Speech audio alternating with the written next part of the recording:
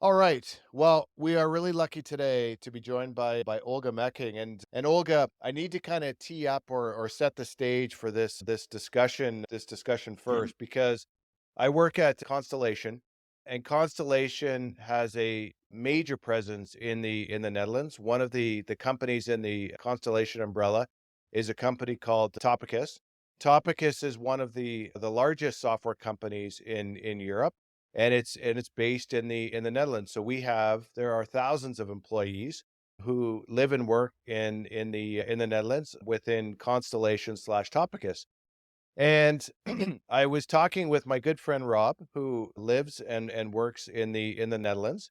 And I've been trying for some time to try and find a guest to come on CSI Chat to talk about all of the great things in the Netherlands.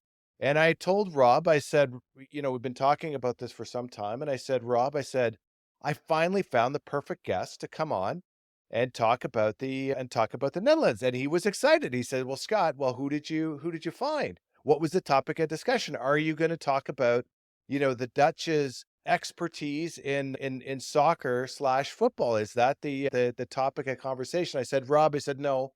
I said, "The Dutch are definitely fantastic soccer slash football players, but that's not the topic of discussion." Then he says, "Well, are you guys gonna talk about how the Dutch are some of the best dressed and the best looking people in the world, especially with the orange color? The orange color in all their clothing looks fantastic." And I said, "Rob," I said, "that is definitely true, but that is not what we're here to talk about." I said, "What we're actually here to talk about is that the Netherlands is consistently ranked, when you look at all the countries in the world, as one of the happiest places in the entire world to live in.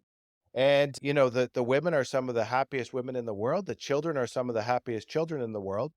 And we're here to talk today about why this is the case. The Dutch have figured out, work-life balance. There's a number of reasons why the Dutch are some of the happiest folks in the world. And I one of their secrets, I'm sure they have many secrets, but one of their secrets that I learned is a concept called Niksen, which is the Dutch art of doing nothing. And as we're going to learn here today, there's actually a lot of mental health benefits with doing nothing, as the Dutch have figured out. And my expert here to talk about the Dutch art of doing nothing is Olga Mecking. Now, here's a little bit of background on Olga. Olga is a writer, a journalist, and a translator based in the Netherlands. Olga's writing has appeared in the New York Times, The Guardian, the BBC, and The Atlantic. Olga wrote an article on Nixon for the New York Times, and the article went viral and was shared over 100,000 times. And she is the author of the terrific book, Nixon, Embracing the Dutch Art of Doing Nothing, which I would highly encourage everybody to take a read of. It is a fantastic book. So, Olga, thank you very much for joining us today. We really appreciate it.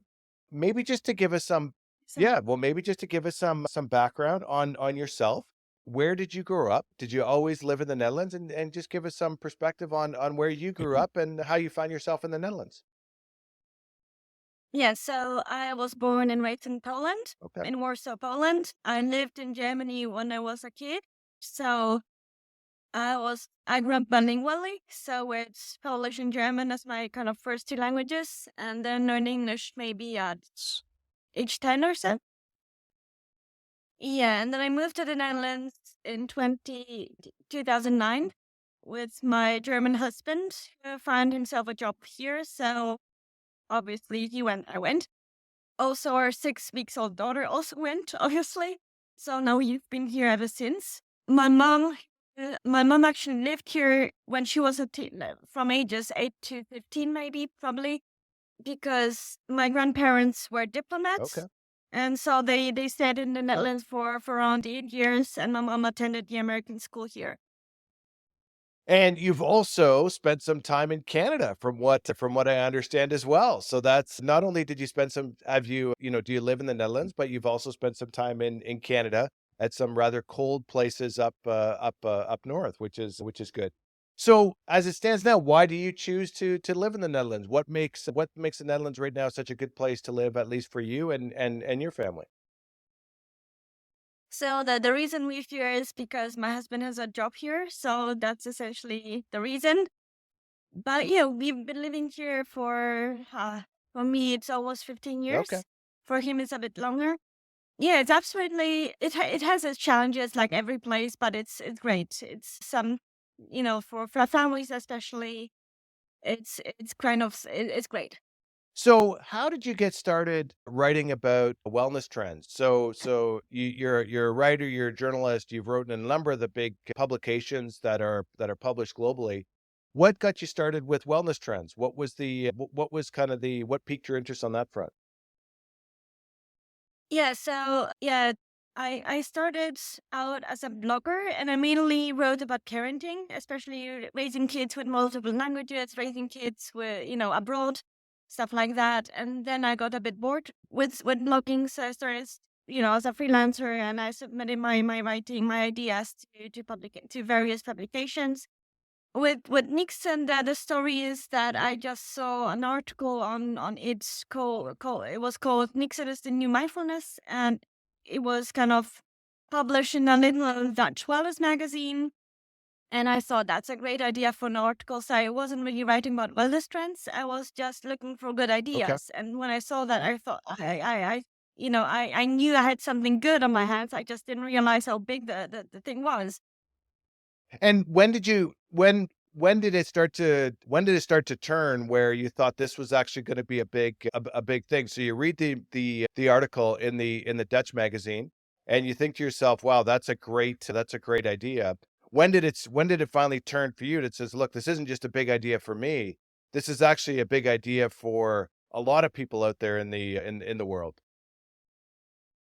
Yeah, so actually, when the story went viral, so it had 150,000 shares, over Wow. 150,000 shares, and they printed it, so they put it in print, and that was kind of amazing. That got me the attention of the publisher in the Netherlands, and that's how the book happened. I'd actually, people sometimes ask me, how did you do that? How did it go viral like that? And I at the time of writing, I had no idea. I just realized later when people were, "Oh, I saw your article here and I saw your article there," and a friend of mine who is also a journalist, and she has a way of checking how many shares or views and a link has, and she's like, "Oh, you've got 100,000 shares, social shares. That's shares, not clicks or Yep. views. That's shares."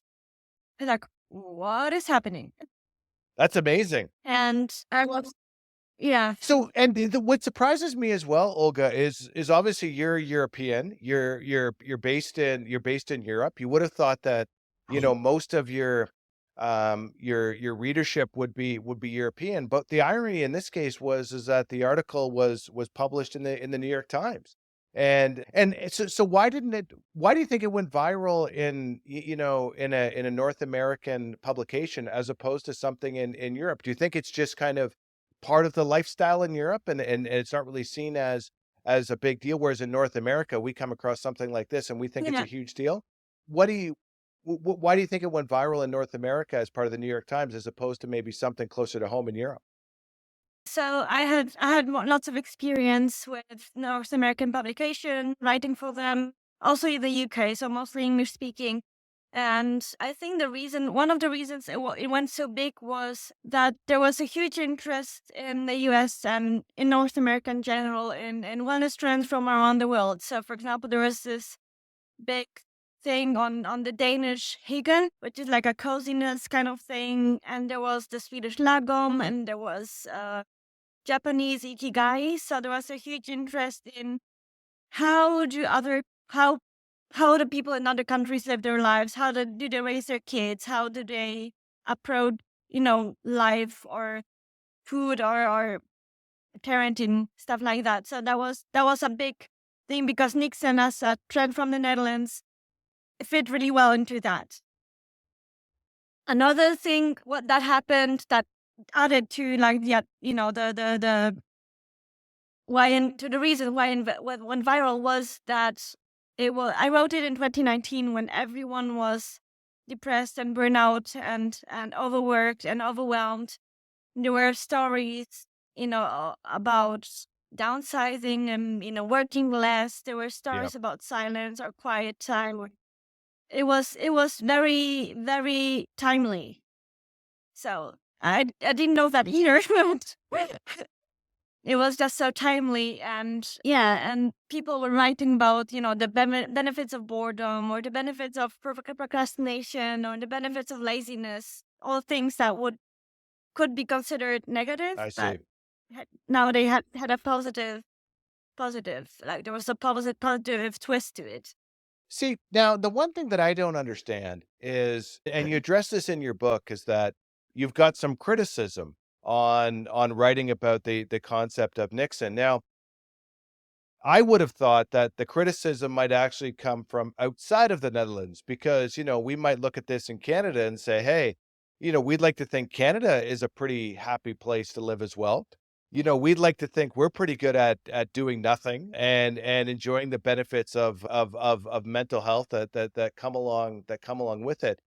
But I was actually really surprised that it would appear that a lot of the criticism that you get is actually based in the Netherlands, which it almost makes me understand that if do the people who are criticizing you, have they actually read the book? Because the title of the book is one thing, but if you actually read through the book, it's actually almost like a love letter that's written about the Netherlands because it's almost saying to the rest of the world, look at the great things that the Netherlands are doing. You should pick up on this because it's not an accident that the Netherlands is one of the happiest places in the world to live. There's actually a pretty good reason for it. And one of those reasons is Nixon. So I was actually really surprised, Olga, that the criticism would come from the inside of Netherlands, because I would have actually thought that the criticism would come from outside of the Netherlands, from other countries. So maybe just talk a little bit about that because you open your book, the early part of your book is kind of dedicated to talking about some of the criticism that you've got on the concept. And I thought it was hilarious because I wrote that article, right, for the New York Times, and I actually wrote about the Netherlands several times before that. I think I had an article about in the BBC called "Where Dutch Directness Comes From," and each time I write an article like that, Dutch people get very offended and write me emails saying your article is garbage, or oh no, in the Netherlands we don't do nothing, we're too busy, we're so overworked, we're so tired, which I understand, yes, but compared to some other countries, and maybe it's relative, right? And yeah, so I think there's also this kind of reluctance to having an outsider talk about your I culture. see. Like if you live as a Polish immigrant in the Netherlands, and you write about the Netherlands in English, and people like, what does she know what does she know about our country?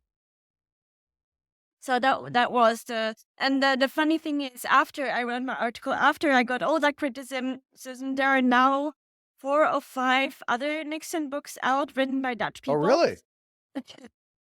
Yeah. That's it's again like that. It's just surprising because I think again, if you actually read the book, the book is very, very positive. Like again, it's not negative at all. It is and what you say about the folks in the Netherlands again is incredibly positive. I think in a lot of cases, people who are, who haven't figured out the work-life balance and spend all their time working and things like that. And again, I think a lot of people in North America would probably get criticized for that, and rightfully so. The Dutch have figured it out. Maybe just talk a little bit as well about wellness trends, because I really there's parts in your book that you talk about the beauty with Nixon is that it is easy to do. It's one thing finding time and things like that to do it, but you go through and you read people's Facebook profile or LinkedIn profile or whatever it may be, and it looks like they have these perfect lives with a million things that are going on, and you look at them and you say, man, like I don't know how they keep it all together. And really what you're saying in your book is to slow it down, is to kind of take the opposite view, because in a lot of cases, someone's LinkedIn or Facebook profile is not necessarily what they are. And maybe a lot is not clear by their profile itself, but maybe just talk a little bit about wellness trends, because there's a million books out there on wellness trends, and how Nixon is different, and how it's a little different than what a traditional wellness trend would be. Yeah, so I was actually surprised that I was offered the chance to write a wellness book, because it's not a genre I read a lot, or even enjoy reading. I do read lots of parenting books, and reading them gave me this feeling of, oh, you're a terrible mother, or you're a terrible person for not doing this. And I didn't want my book to be kind of similar, with a genre like that. It's self-help, right? It's wellness, it's self-help. So I did give some advice because that's the genre. What the genre requires, right? But it wasn't my favorite part at all. My favorite part was doing the research, and that's what people like me actually comment on. It's like, you have like 20 pages of bibliography, like of research and citations and stuff like that. Yeah, that's my favorite part. Or the part about the Netherlands was pretty cool. Talking to people, that's what I really liked. And even though it was a wellness book, I thought I'd make it mine in a way that it will still fit the genre where you have to give advice and say this is the best thing that would ever happen to you and stuff like that. And I do have some criticism of the Netherlands, but the book wasn't the place for that, right? So yeah, but I felt I did read some of the wellness book and also thought, okay, now I'm not doing this or I can't do this. It means I'm a failure. And again, I didn't want my book to feel that way. Well, mission accomplished, I think. Yeah. I think your book again talks to people about the benefits of slowing down. Because, like I said, you talk in your book a lot about you're married, you have kids, you've got you're trying to keep kids busy, trying to keep the house together. It's a lot to, and then with working as well to try and keep all those balls up in the air is incredibly difficult. And maybe just the other thing I enjoyed about your book as well, Olga, is you talk about how work life balance has evolved over time. You roll the clock back 30 years ago, and there was you work all the time, you know what I mean, and you kind of live to work, as opposed to maybe working to live, and generating income so that you can really live your life. Maybe just talk a little bit about the evolution of work life balance and how that's changed over the past 20 years, let's call it. Yeah, so I think we have to look what country, what place we're talking about. But for example, I was born in Poland, right? And still in communist times. And when I went to school, communist ended, and we were always told in school, have to work hard, you have to get good grades, and so that you can find a good job. That was kind of told, work, work, work, work, work, a bit like in the West at the time, right? So, and I think when we grew up, this feeling was, okay, we are working hard and we are working a lot, and it's not bringing us the benefits that we were hoping for. And I think that's kind of consistent with what we're seeing in the West with the my generation. So maybe, Gen X slash millennials, that is a bit disillusioned with this idea of working. And now Gen Z, which is maybe like my kids' generation, is kind of also moving away from that. Yeah, and it's almost like people value the experiences more than the money per se. Is the benefit of really experiencing life as opposed to just spending your life working and making your bank account as big as you can possibly but get it. There's certainly a lot more to life than that. So we talked about the Netherlands. We talked about it being one of the happiest countries in the world. And again, you don't have to believe the two of us here. You can look that up on the internet and you can prove it yourself. There's a number of sources that would indicate that. One of the things you say in your book, Olga, is that the Dutch have some of the happiest kids in the world. So why would the Dutch have some of the happiest kids in the world? What makes the Netherlands so good for kids? Yeah, so there's a book about that called The Happiest Kids in the World, which is great, and I really recommend it if you want to find out more. But what I'm been reading about it, it's the good relationship between parents and kids in the Netherlands. That parents make time for the kids, and dinner is consisted at 6 p.m. and everyone is together. There's this idea of family time as opposed to quality time where a family makes stuff together. Parents work, not just women, but also some men work part time, meaning that you know I had this weird experience of going to the playground with my little kids, my small kids, and I was the only mother. Wow. there were three other parents, and they were all fathers. So big culture shock, but very positive, obviously. Yeah. So there is this idea, the kind kids are encouraged to give their opinion on family matters, on pretty much everything, also in school, and that's part of this Dutch idea of directness and stating your views and giving your opinions on things. That's kind of important. Yeah, that's basically The other thing it. I really like from your book as well is the independence that's given to kids, because I think in a lot of cases we tend to shelter our kids, and are so fearful of something happening to them. But you tell a nice story in your book about how you go to the Netherlands, you're starting to raise your kids, and you just kind of send them off on their bike and to go and experience the world, or send them off to school. And there's just a level of independence that's given to the kids that I think has been lost. I think about even myself growing up. When I was a kid at 10 years old, I was far more independent than my 10-year-old son now. But in the Netherlands, it just seems to be something that's encouraged, is to give your kids a level of independence that maybe doesn't exist in North America anymore.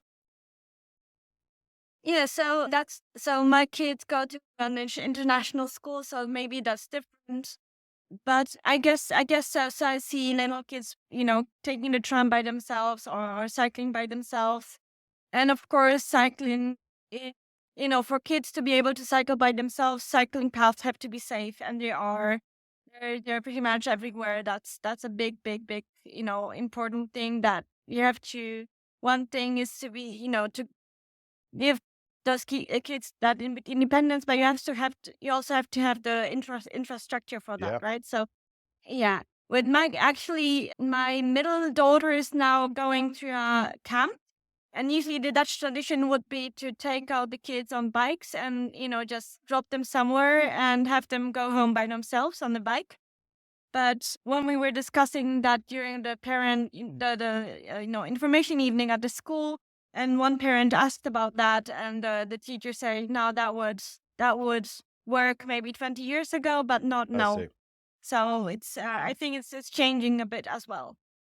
The other group that you talk about as well in your book is women. And you reference as well that some of the happiest people in the world, some of the happiest women in the world are in the Netherlands. Maybe just talk a little bit about that. Why is the Netherlands such a good place for women as well? So this one is a bit tricky because so many Dutch women work part time, and research shows that they're happy, but what we know from other sources is that, you've got stay at home mothers, you've got working mothers, and the ones who did like work part time was actually one of some of the most stressed out of the all three groups, simply because they they had the feeling that they were failing at both I fronts. see. So they were feeling they were terrible parents, and they were feeling like they were bad employees. And yeah, just I was about to refer to something, but I forgot. I'm sorry. Yeah, so that was yeah, and there are very few positions that are available to women, especially in management positions, CEO positions that are available to women in the Netherlands, because those are not half time or part Yeah, time positions; they are full time positions. And so, in many cases, the decisions about women's or politics, even like so, in many cases, the decisions about women's lives and work are made by men. So it's a bit tricky. And also, until a few years ago, fathers in the Netherlands got a measly 2 days of parental leave. That changed a few years ago, but imagine 2 days. That's that's ridiculous. nothing. Yeah, yeah. No, that's they might as well give them zero. Yeah. Yeah,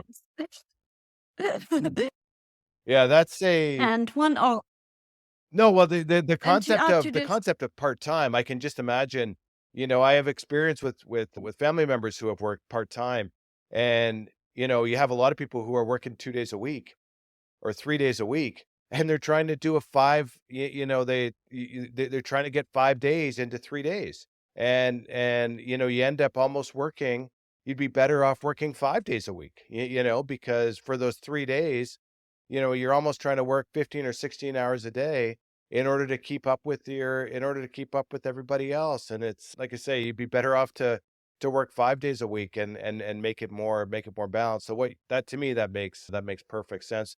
Maybe just talk a little bit up as well about work life balance. You talk a lot about in the book about how the Dutch are very disciplined in terms of taking vacation time and taking time for themselves. But have the Dutch figured out work life balance much better than some of the other countries? They've certainly figured it out, I think, better than the folks in North America, where we probably don't do a very good job of trying to separate those two. But based on your book, the Dutch would have seemed to have figured it out that obviously there's major benefits to getting time away from work. Oh yeah, absolutely, and it certainly looks like it. So I haven't worked for a Dutch company, but I have friends who do, and a friend of mine used to work for an American organization, and then she said, "No, I'm not doing that anymore," and she switched to a Dutch company, and she said, "I took like 50% pay cuts to go to this new company."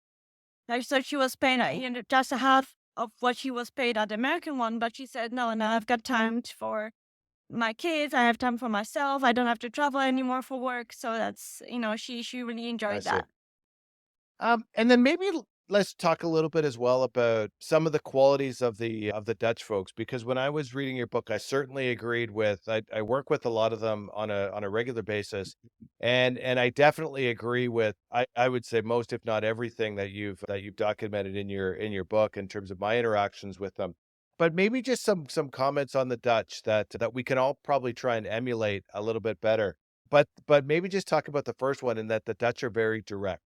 Is that and the Canadians, we're probably not very direct. So this is something that I think that we could definitely do better as Canadians, but maybe just talk about the directness of the Dutch and how they're to the point, because I definitely agree with that, is that they're very honest and they're gonna give you their opinion whether you like it or not. Absolutely, absolutely, and even in situations where you wouldn't expect it, like they would comment on what you are.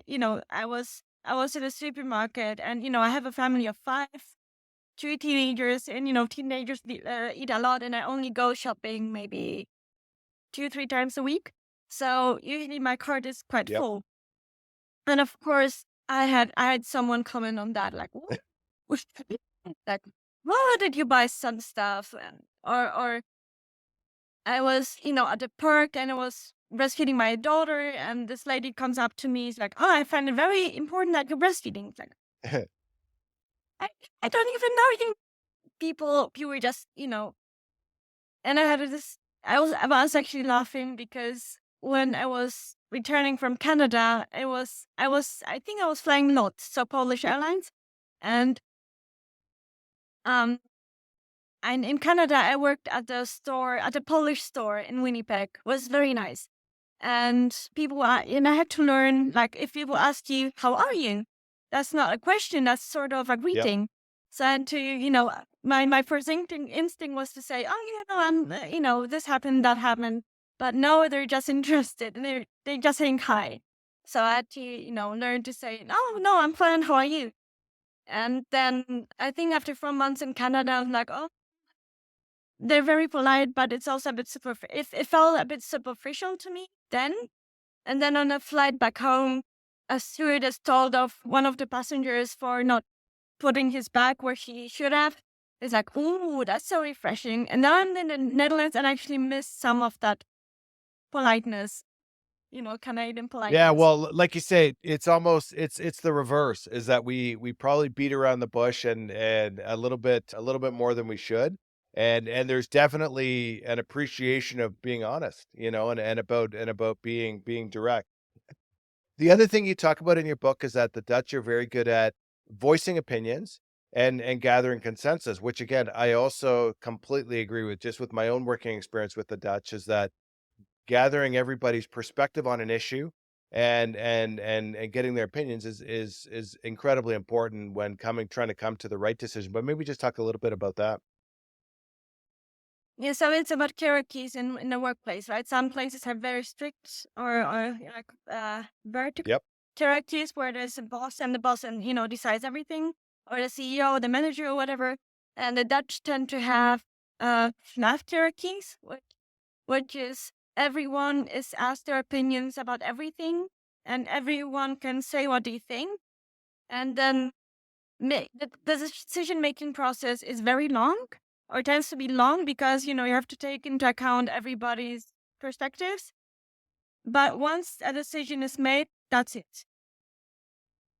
So that's kind of interesting. I think it comes. They call it the polder model, which is the polders are the places kind of that were freed from the sea, and the Dutch had different groups. For example, Protestants and Catholics that each had their own schools and shops and every their own everything essentially. But those groups had to work together to protect the country from I floods, see. and that's how it kind of culturally how it's happened, I guess.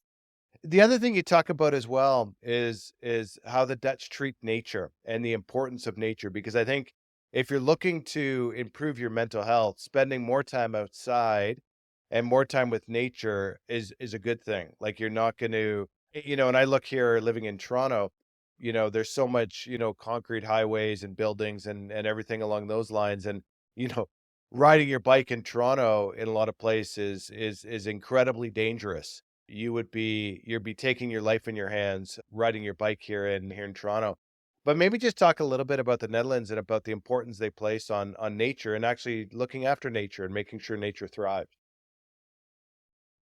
Yeah, so that's really interesting because like what you might understand in nature, the Dutch don't have very much of it, simply because a lot of their land is reclaimed from the sea, and what they have is sculptured, is man-made pretty much. So they have dunes and they have beaches, but a lot of it is just managed, and the dunes also have this important function of being water Okay. reservoirs and water filters. So a lot of the water that we drink here is actually filtered through the sand in the dunes, which is, I think, it's brilliant.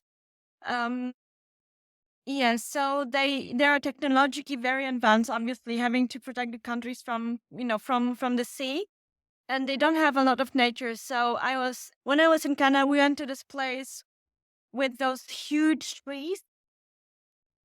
I don't know how it was called, but it was beautiful. And Europe is essentially very small. So it's very managed as well in general. We had some old nature in Eastern Europe, but in the West not that much. And it's quite small, like compared to what you have in Canada and the US, I guess.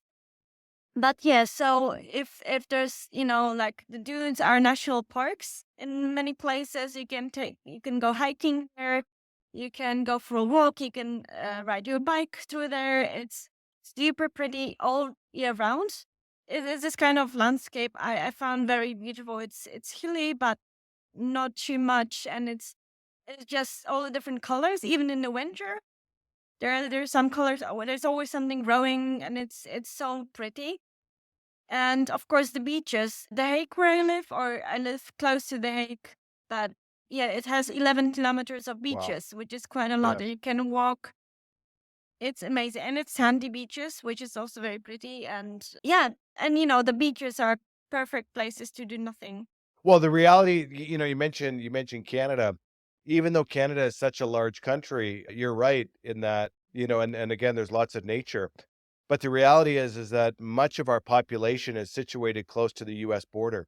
And I think I'll bet you something along the lines of 80% of our population is probably within 100 kilometers of the border with or maybe 200 kilometers with the United States. So we don't we don't necessarily appreciate the nature within Canada, because especially for a lot of us that again kind of live close to the borders and are stuck. Again, you certainly don't think about nature when you're driving around Toronto. That's in the same way you would if you're driving around Amsterdam. That is, I certainly agree with that. And the other point that you mentioned as well in your book, which again I definitely agree with, is that the Dutch will get swayed with data, is that they're willing to change their mind, and if you present them with data, is that they will certainly be willing to change their mind if presented again with data that supports a different position. So is that fair? I think so. So I think I might have my own problems with the way, the COVID situation was handled here. But one of the reasons they were so slow to respond was that we're just waiting for new information to come in. Because at the beginning was, okay, should we wear masks? Should we not wear masks? If masks, then which kind and why and where? Is it airborne? Is it not airborne? And so we were all, at least I was a bit worried about how it was handled because it all took so long. I was, I was actually watching my American friends get vaccinated and Yeah. I was still waiting, for my, for my slot to get vaccinated. But yeah, once they got this, this idea, okay, yes, vaccines work, vaccines, all right, at least some of them, or, you know, for some population worked, they started a program and did it in a way that they started with the elderly, and then they went down like each day they kind of allowed a new year, like people born a certain year to get vaccinated. And so I think I really like that because, elderly people were more or still are more, it's not just more dangerous for them to get the virus, right? So so that's what I like. Also the way they handled lockdown compared to, for example, Germany or France or Italy, where sometimes in some places you couldn't even leave your house or go farther away down 1 kilometer away from your house, which is ridiculous. Mm, I- And in the Netherlands, we could go anywhere really, just that we had to keep, the 1.5 meter I see. distance. So yeah, and they opened up school when they could. So I was a bit worried about that, but I also happy about that because homeschooling is not my strength. So I had a few weeks here and there where the kids were, homeschooled, and uh, yeah, but I think that's it. That they're quite. I wonder, they're quite swayed by data. Yeah. I think you're right about that. There wouldn't be like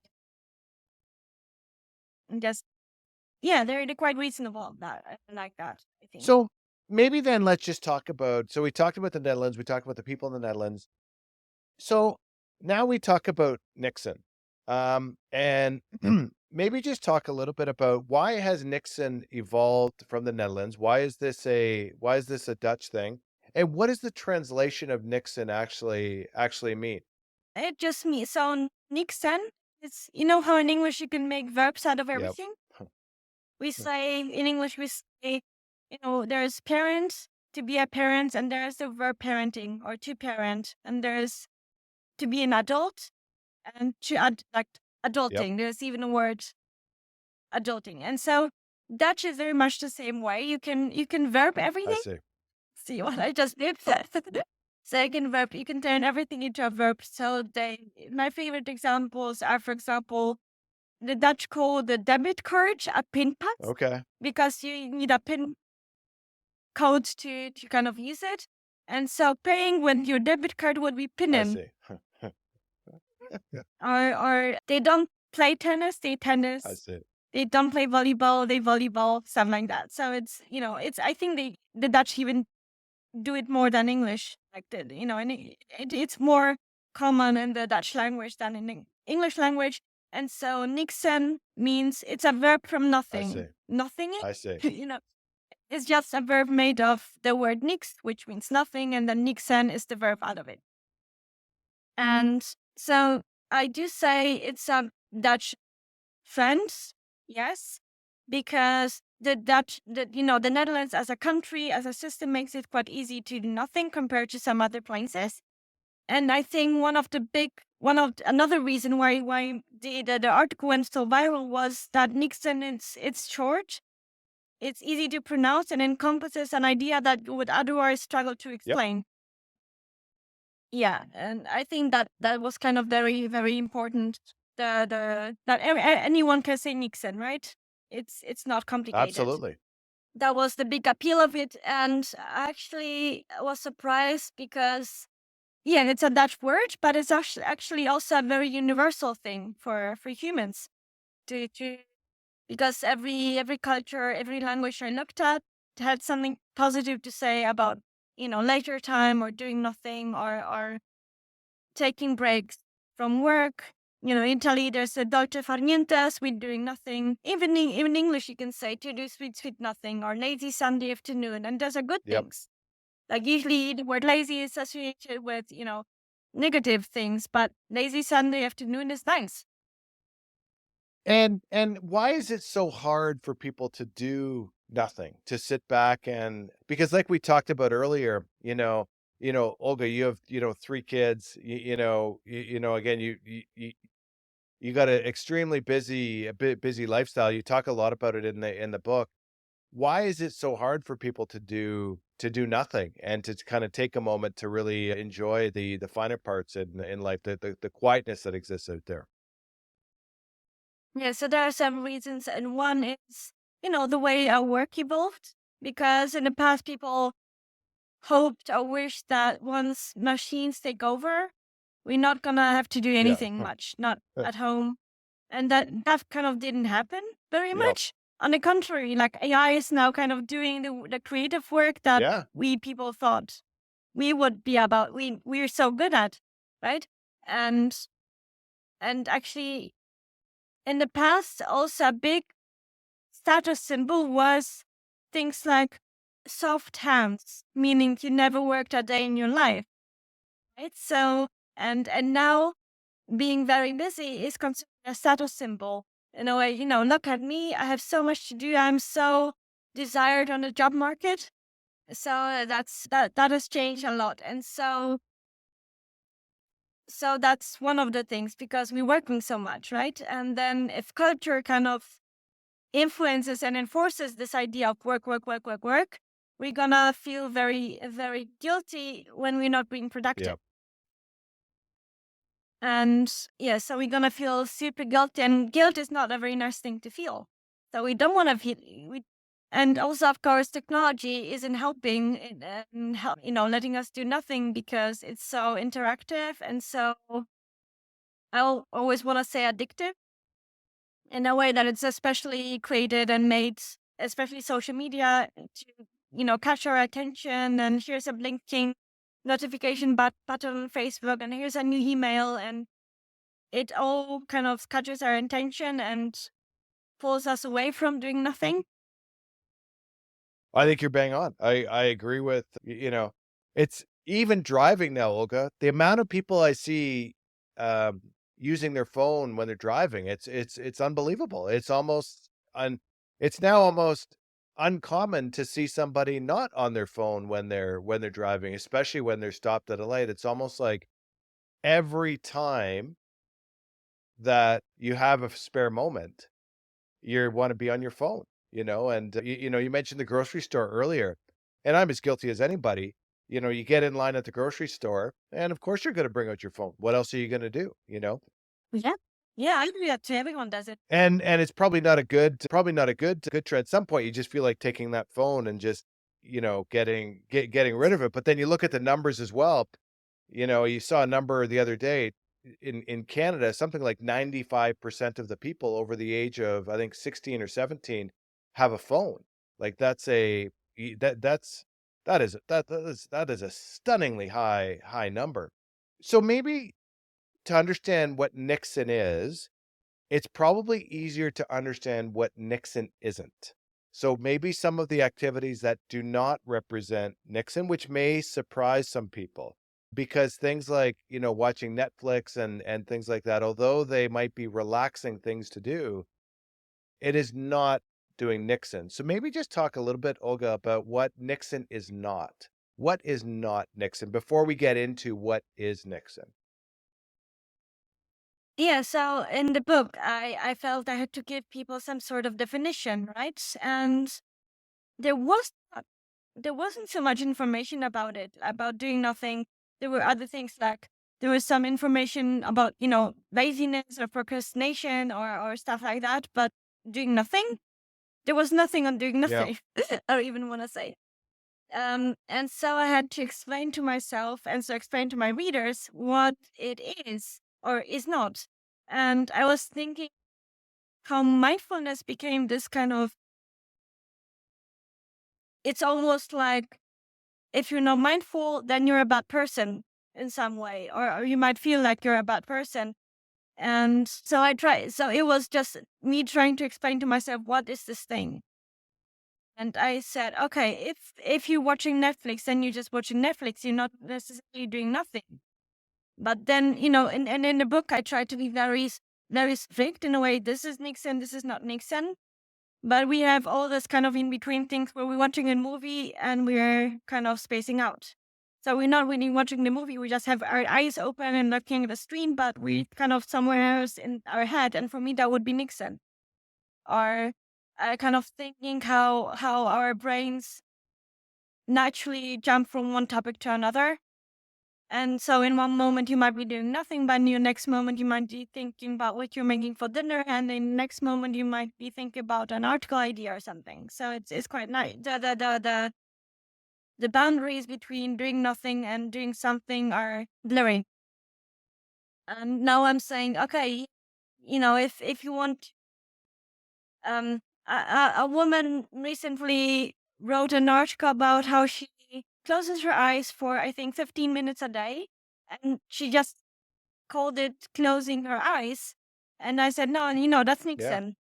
So if people want to define it for themselves, absolutely yes. I'm not going to, no, this is, this thing is Nixon, but this one isn't. It's also a bit how you're defining it for yourself.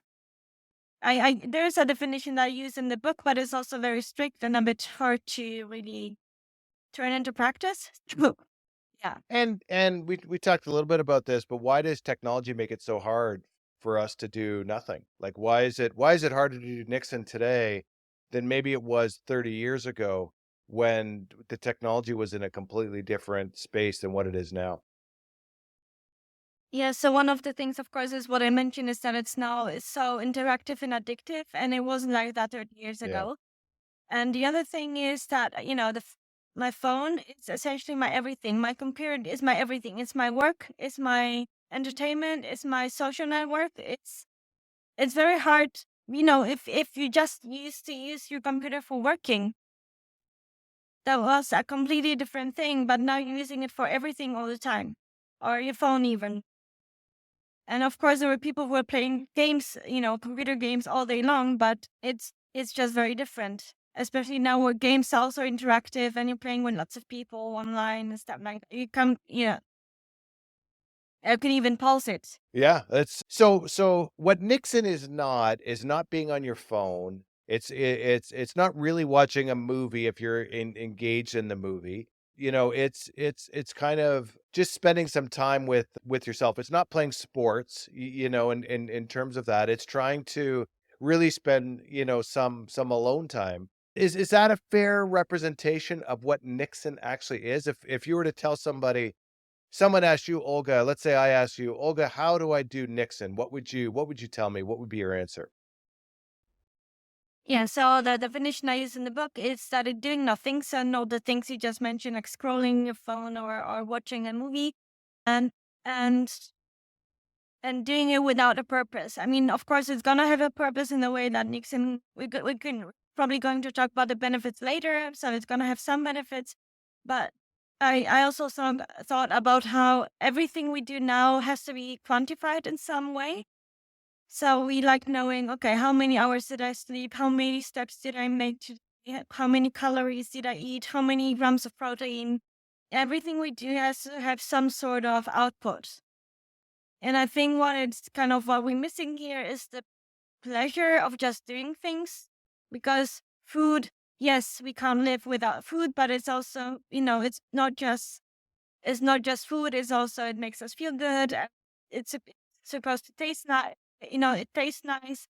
And walking is important, and sports are important, but also we losing this kind of doing thing just because, or just because we feel Yep. like it, rather than doing it and expecting certain benefits out of it. And maybe just talk a little bit about that. So people would say, well, what could be the benefit of doing nothing? Is that, I try and fill my calendar up all day long with different events and activities and things like that. and I'm already gonna spend a little bit of time every day sleeping. So I'm gonna lose, the more you read, the more you realize the benefit of getting a good night's sleep. That's, critical to your mental health is making sure you get enough sleep every night. But maybe just talk a little bit about what the benefits are of doing nothing from a mental health perspective and how important that is to, establishing or having the right balance in your life. Why is doing nothing so important to your mental health? Yes, I talk more about the productivity angle and the creativity angle, but yeah, Mhm. there are also mental health benefits in a way that it helps us slow down and a lot of time what doing nothing does to us is that it helps us make good decisions. And also if we learn to, just be ourselves with just by ourselves with our thoughts, that could be really important for our mental health because it helps us slow down and it doesn't we're not constantly in this do mode where we running around and you know working doing things at home and running errands, and which is all important, yes, but we need moments where we just sit down, and maybe it doesn't always have to be doing nothing, it could be something else, but something that's not kind of that gives us doesn't give us this feeling of do more, just do more, work more, be more productive, be better. I think it's also quite hard to do nothing in a culture that always expects us to self-improve, Yeah. Yeah, you're right. to always work on becoming You're right. better. So the other thing is you mentioned creativity. Do you think that people's creativity has increased significantly when they're practicing Nixon or when they're doing Nixon? And so there was a study done by the British psychologist Sandy Mann, and she actually checked. She actually it was just about that, and she kind of I don't know exactly how she did it, but she mentioned she put people in a room that was mostly devoid of any stimulus.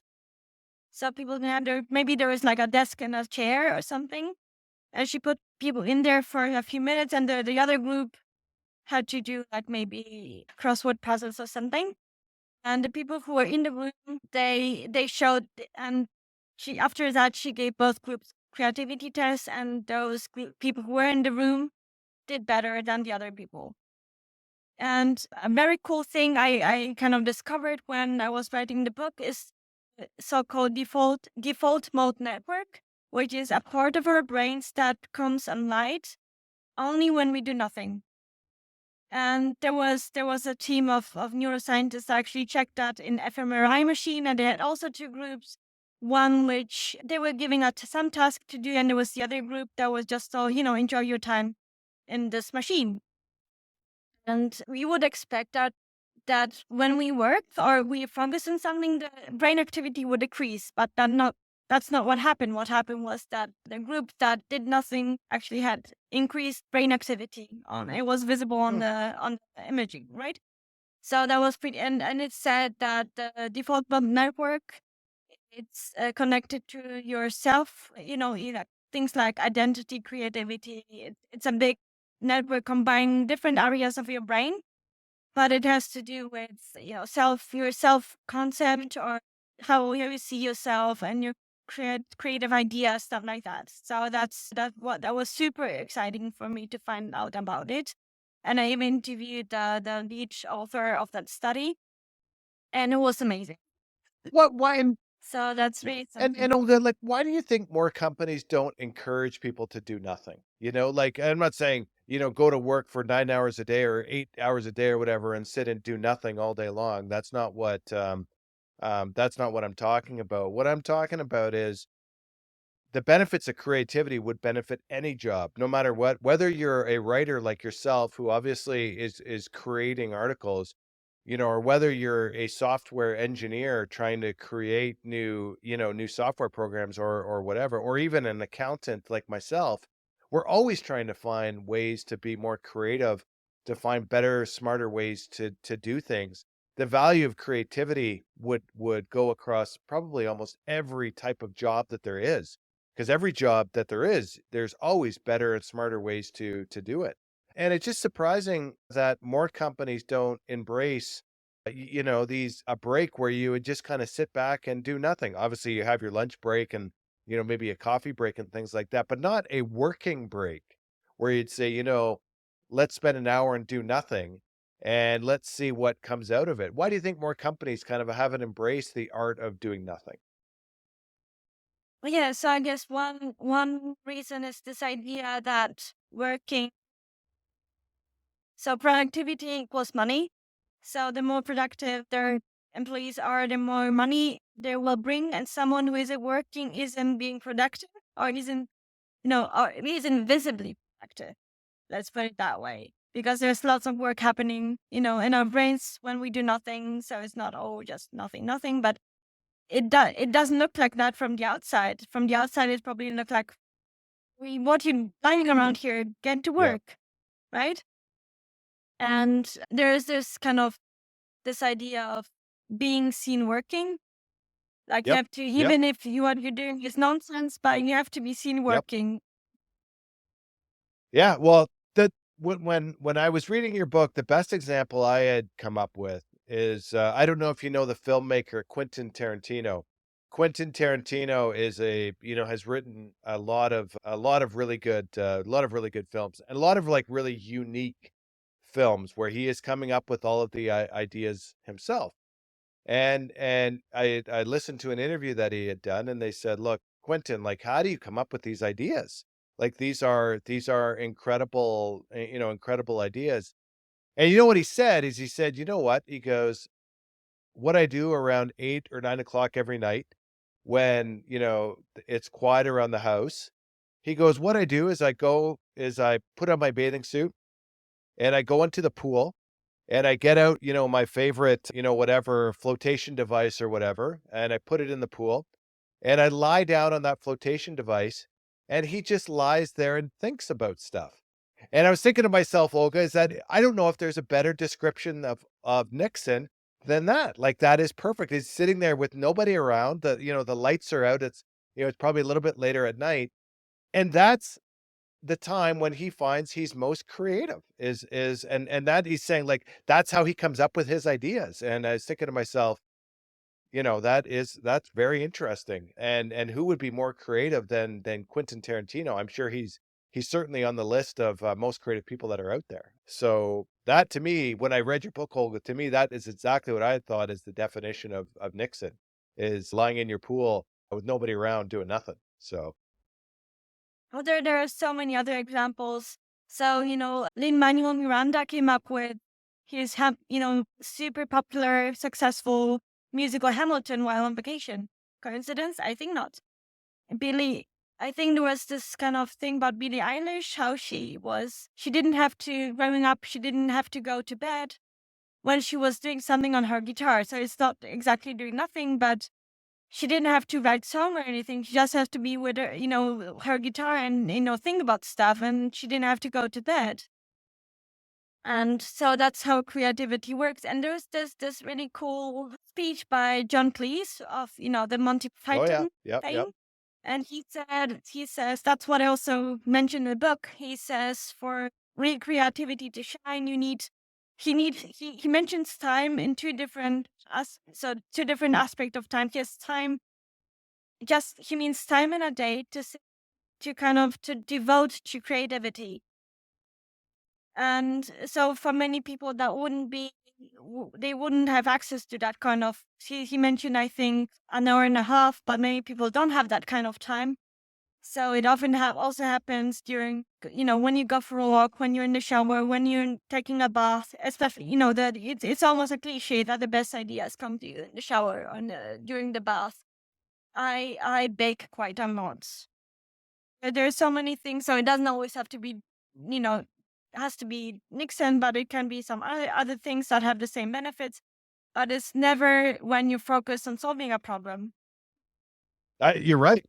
So that's Yeah, I totally agree. I know, another example here from North America is there's a very popular show on Saturday nights called Saturday Night Live. It was actually founded by a Canadian, Lord Michaels, and I did, something that he had said was he mandates vacations for all the staff.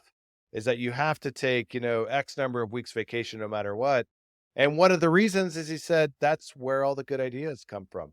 Is that's when the good ideas are derived is when you're off on vacation, not when you're working, 14 hours a day trying to, get in the show for Saturday night. That's not when the ideas are coming. The ideas are coming actually in the quieter times. That's when they come. Yeah. Yeah. How do you mentioned a couple things. What's your tips on how to incorporate Nixon into your daily life? Again, Olga, you're as busy as anybody with kids and your husband and everything going on in your life. What are some of the tips for trying to incorporate Nixon into your busy schedule? The advice I give in the book, that work wise especially, there's two ways, and one is, for example, scheduling. Just scheduling it, putting Nixon on your agenda, because if you're a person who schedules stuff, what gets written down gets Yeah. done. That has been my experience, because we if it's written down, we prioritize it and then we do it.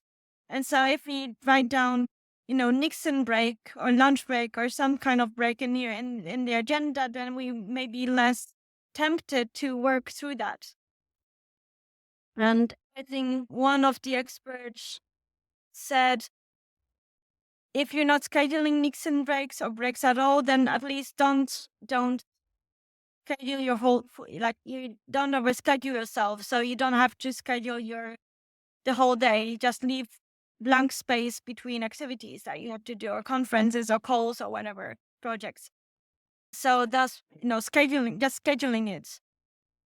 And the other advice I have, or piece of advice I have, is more to do with, just daily life. There are so many opportunities during the day to do nothing. We just have to spot them. So, for example, you mentioned standing in, line in the store, in the supermarket. That's a great place to do nothing. I like doing it when I travel. So I just look out of the window and see how the landscape is changing, or how I usually have a book with me and my phone, of course, but I don't always read or scroll or whatever. I just look outside of the window because, you know, or sitting in a cafe and watching people Yep. watching. So there's we're waiting for your doctor to see you. So many opportunities. If you're more kind of spontaneous person, then we just have to learn to spot those moments. How do we put away our phone? Like, it's so hard in those moments. You're sitting at the doctor, all of those moments you just said, Olga, in the supermarket, at the doctor, all those places, it's so easy to grab your phone because like you say, your phone has everything on it. It's got Netflix, it's got the internet, it's got everything. It's got your email, it's got your social media. Everything sits in that phone. It's unbelievable when you think about how much of our lives are actually buried in that phone. How do you put it away? Like, is there any tips to saying, "You know what? At this point, I'm gonna put my phone away. I'm gonna do something else." Any helpful hints that you would have for the group? And so at home, that would be probably easy, because you're like that. Your environment matters. The way it is, organized, and if you have a place where you put your phone, you can. So if your phone is at at your fingertips, then you're gonna grab it, obviously. But if it's somewhere else where you don't see Yep. it, then you won't be so tempted. You might still, oh, my phone, but you won't necessarily grab it or something, because you might have to stand up from what and stop doing whatever you're doing, and just go and get your phones. But if it's just farther away, then you won't use it that much. That's I don't think I would advise not taking, like, of course you cannot, you just can leave your phone at home, but that's not very practical. So maybe at home you can put it somewhere you don't see it, or turn off internet, or turn off Wi-Fi, stuff like No, that. those are Or take th Yeah, or take like a dumb phone with you instead of your smartphone. Then you won't be tempted to just scroll, because there's nothing to scroll, right? So and what stuff about like and what that. about at work, Olga? Is there tips to trying to get in Nixon when you're working? you got people who are working from home, people who are working from the office. For the people working from home, maybe it's a little bit easier for them to do that, just because you won't have everybody kind of staring at you, wondering what you're doing. But any tips for trying to fit Nixon into your working life? Yeah, so I guess you're entitled to breaks, right? In most workplaces, you're entitled to breaks, so you can use your breaks for Nixon, among other things. Yeah. So if you're able, so my mom is a professor, and she actually, if she can't see students because she's working on something, she puts a note on her door that says "I bite." Uh, Like literally, is I bite. That's tells people not to talk to her. Obviously, not everyone can do it, and I think for workplaces, and especially very important. There was a study I was really impressed by from the U.S. showing that even when workplaces offered men paternity leave, men didn't want to take it because they were afraid they would be penalized for yep, it. But were up when up management and upper management started taking paternity leave, then everyone yep. followed. So it's not just about you how you can do more nothing in your day in a working day, but also management, upper management kind of leading the way. I agree. Because if it's top down, then everyone will just follow. If it's a bottom up, also possible, but much Oh, I harder. agree. It's same thing with vacation the leaders of the company should not only just be taking vacation, but should also be trying to really, establish a policy of disconnecting while you're on vacation, because if the boss tells you, "Hey, look, don't email me when I'm on vacation," then when you take your vacation, the same rules should apply. You know what I mean? Whereas on the flip side, if the boss just says, "Look, you can contact me whenever you want, even though I'm off on vacation," the expectation is probably when the reverse happens, that the same thing is going to be expected. No, I totally agree.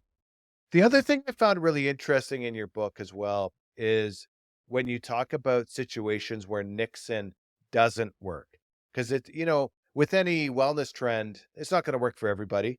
There is no one size fits all. There's no silver bullet that says, look, this is going to fix all of your issues and make you a completely different person.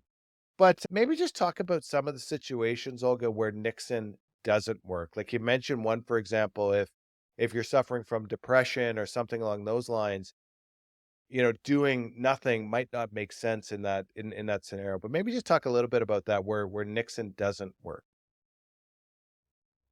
Yeah, so that was kind of a bit my attempt at making this wellness book my own. But one situation that I really thought important, and that was actually given to me by the woman who actually gave me the definition for Nixon. And she said, "Look, if you're so stressed out and so burned out and in such a state that you actually cannot do nothing, well, because it's gonna feel so bad for you, then maybe that's not what you want to be doing. Maybe then you start." Or she mentioned things like scrapbooking, or there are now Lego blocks for overwhelmed adults. To Yep. I also started doing puzzles, which is also a great thing to do. Or painting by numbers. Or there are coloring books for adults as well, for stressed out adults. In a way, or many people started crocheting or baking. Things, or doing shop, like working on some sort of furniture or whatever. Like, and because then you kind of trick your brain into feeling productive because you're doing something and you see it happening and it's creative and it's good for you because you're working with your hands. Because in our modern working place, we work with our brains a Yep. lot, which is also good and interesting. But we work with our hands much less, and so maybe doing nothing it's not a good idea if you're in the state where you just cannot calm down, or you cannot you're always in this heightened stress response state, right? So it's like, Yep. and then doing nothing would be too much of a gap between how you're feeling and you can't go to perfect calm immediately, but you can do stuff in between that will help you calm down. And then maybe if you have that kind of covered, then maybe you can start doing nothing, but not immediately. So that was, I think that was really important to kind of, point out that it's not for everyone and not everyone in every situation. The other part of your book that I really enjoyed was when you talked about people with depression, that in those cases, it's actually the opposite of Nixon, which might be helpful, is if it's one thing if you're suffering from burnout, that's one thing. And you do talk in your book about, look, if you're working on a busy project, obviously there's times at work where, you're gonna be really, really busy for these points in times, and that's okay. Is that you work really hard to get the project over the line or whatever it may be, and then hopefully you have time to take a bit of a break. But anybody who's suffering from depression and, doing more of Nixon is probably not gonna be helpful in those situations. In those situations, this science might show that it's actually better to get out and try and be more interactive, be more interactive with other people, get involved in a not-for-profit organization or even like, you talk about like political activism, is that in those situations, if that's who you are, it might actually be better to actually get out and do something as opposed to doing more of just lying around. You know what I mean? Yes. So I guess in depression, sometimes you just can't. Being in bed is the only thing you can do, which is also Yep. fine. So that was one woman I talked to who got depressed, and so for her, going out and being out there was very helpful. But I guess that's not gonna be the case for everyone, because I don't want people who are very depressed and cannot get out of bed to feel worse about their situation.